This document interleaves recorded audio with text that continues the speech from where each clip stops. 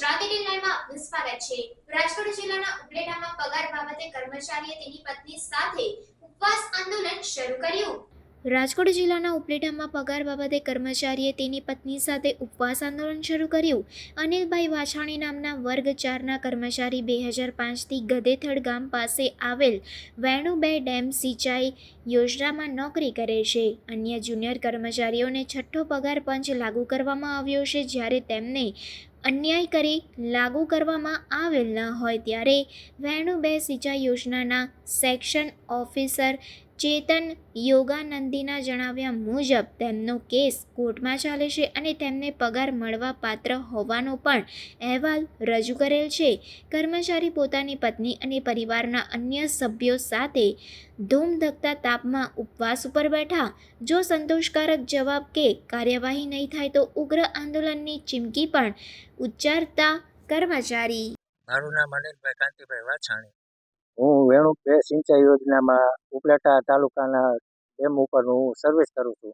2005થી હું સર્વિસ કરું છું અને આજે મને માહિતી મળી કે ડીપી બાબતનો, તો મેં ડીપી બાબતમાં મેં ઉપલેટા કચેરીમાં માગણી કરી કે ભાઈ મને ડીપી આપો તમે। તો એમ કહે છે કે તમારે કોર્ટ કેસ ચાલુ છે। તો મારાથી જુનિયરને કોર્ટ કેસ પણ ચાલુ છે અને છતાંય પાંચમું પગાર પંચ આપી દીધું અને ડીપી પણ આપી દીધેલ છે। રાજકોટ ડિવિઝન મેં આરટીઆઈ કરી, તો આરટીઆઈમાં મને રાજકોટ ડિવિઝનમાંથી એવી રીતનો લેટર મળેલ છે કે અમે કોઈ વિભાગીય કચેરીએ કોઈ ડીપી આપવાનો આદેશ કરેલ નથી। મેં અનેક વખત રજૂઆતો કરેલી છે, અનેક વખત રજૂઆત, મને ગોળ ગોળ જવાબ જ આપે છે। મને પૂરતો જવાબ, મારે સંતોષકારક જવાબ મળતો નથી। મને આગામી સમયમાં જો મને આનો કોઈ પણ ન્યાય નહીં મળે તો હું રાજકોટ ડિવિઝનમાં અનશન ઉપર બેસવા તૈયાર છું।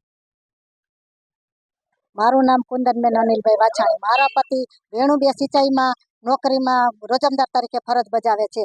તેને છઠ્ઠો પગાર પણ ડીપી ન આપવા બાબત વારંવાર રજૂઆત કરેલ છે, છતાં તેને ગોળ ગોળ વાત કરીને જવાબ આપેલ નથી। તે બાબતથી હું આ ઉપવાસ આંદોલનમાં બેઠી છું। શું માંગણીઓ છે? ડીપી ને છઠ્ઠું પગાર પંચ।